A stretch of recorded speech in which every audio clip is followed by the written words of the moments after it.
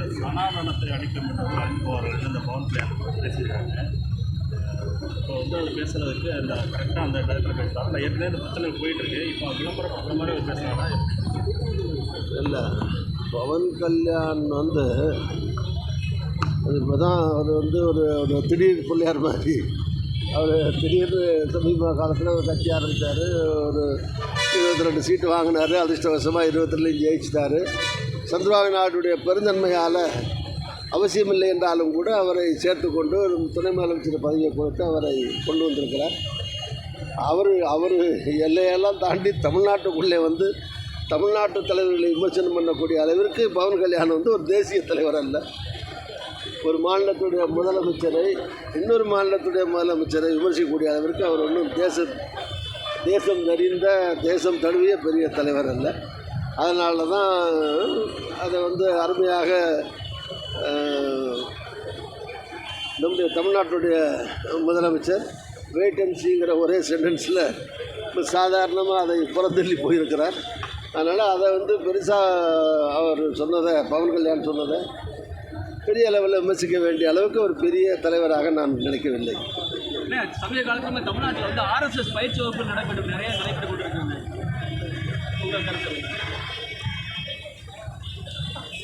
இதில் பல விஷயங்கள் இருக்குது. ஒன்று ஒவ்வொரு கட்சியோ ஒரு அமைப்போ சட்டத்திட்டங்களுக்கு உட்பட்டு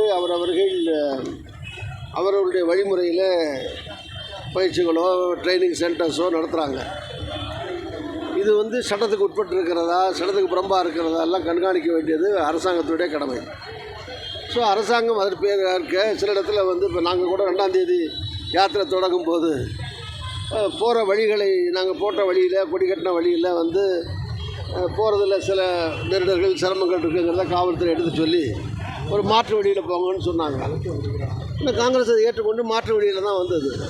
அந்த வந்த வழியில் ஒரு பக்கம் தான் மக்கள் இருந்தாங்க, இன்னொரு பக்கம் கூவம் ஆற்றுக்கரையில் தான் வந்தோம்.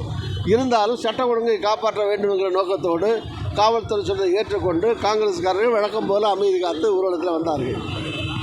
அப்படி சில கட்சி நடக்குது, சில கட்சி சட்டத்துக்கு புறம்பாக நடக்குது. அதெல்லாம் கண்காணிக்க வேண்டியது, நடவடிக்கை எடுக்க வேண்டியது அரசாங்கத்துடைய பொறுப்பு. சில நேரங்களில் அனுமதி கொடுக்கலைன்னா கோர்ட்டுக்கு போகிறாங்க, இப்போல்லாம் நீதிமன்றத்துக்கு போகிறாங்க. இப்போ நீதிமன்றங்களில் நீதிமன்றத்தில் ஏன் அவங்களுக்கு கொடுத்தீங்க இவங்களுக்கு கொடுக்கல, இந்த கூட்டத்துக்கு அனுமதி கொடுக்கணும் நீதிமன்றம் சில நேரத்தில் தலையிட்டு சில தீர்ப்புகளை சொல்கிற போது அரசாங்கம் அதை நீதிமன்றத்தை மீறி செயல்பட முடியாது. ஸோ நீதிமன்ற தீர்ப்புக்கு ஏற்ப சில அனுமதிகளை அரசாங்கம் தர வேண்டிய நிர்பந்தம் ஏற்படுகிறது, கட்டாயம் ஏற்படுகிறது.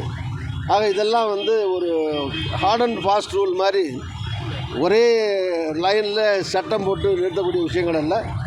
யார் நடத்துகிறாங்க, எப்படி நடத்துகிறாங்க, எதுக்கு நடத்துகிறாங்க, உள்நோக்கம் என்ன, அடிப்படை என்ன, அது என்ன நோக்கத்தை அச்சீவ் பண்ணுறாங்க, அவங்க ஃபாலோ பண்ணுற வழிமுறை என்ன, இதெல்லாம் அணுகி ஆராய்ந்து அதற்கான அனுமதியை தர்றதோ மறுக்கிறதோ அரசுடைய பொறுப்பு. அரசாங்கம் அதற்கு ஏற்ப செயல்படுகிறது. தமிழக வெற்றி கழக மாநாடு நடைபெற்றிருக்காரு. அவங்க அந்த கட்சி பொறுப்பாளர் புசியானது தஞ்சாவூரில் பேசவும் சொல்லியிருக்காங்க. ஏன்னா விடுமுறை எடுத்துகிட்டு வாங்க தொண்டர்கள்லாம், எல்லாம் வேலையாக இருந்தாலும் அதெல்லாம் விடுமுறை எடுத்துகிட்டு வாங்க அப்படின்னா முதல்ல திரு நடிகர் விஜய் அவர்கள் ஆரம்பிக்கிற அந்த மாநாடு வெற்றி பெற வாழ்த்துக்கள். ஜனநாயக நாட்டில் யார் வேணாலும் கட்சி ஆரம்பிக்கலாம். அதை ஏற்காதது மக்களுடைய அடிப்படை உரிமை. அது எந்த கட்சியை மக்கள் ஆதரிக்கிறாங்க, ஏற்கிறாங்க, அவங்கள எந்த அளவுக்கு கொண்டு போகிறாங்க அப்படிங்கிறதெல்லாம் மக்கள் கீழே இருக்கிற விஷயம். அது கட்சி பல பேர் ஆரம்பிக்கிற போது லட்சக்கணக்கான தொண்டர்களோடு ஆயிரக்கணக்கான பத்திரிகையாளர்களோடு கட்சி ஆரம்பித்த வரலாறுகள் ஏராளமாக இருக்குது. இப்போ ஆந்திராவில் சகோதரர் சிரஞ்சீவி திருப்பதியில் கட்சி ஆரம்பிக்கிற போது பல லட்சம் மக்கள் கூடினார்கள். பல்லாயிரக்கணக்கில் பத்திரிகையாளர்களே, அந்த இன்டர்நேஷ்னல் பத்திரிகையாளர்கள், உலகம் முழுந்திருந்த பத்திரிகையாளர்கள் எடுத்தாங்க.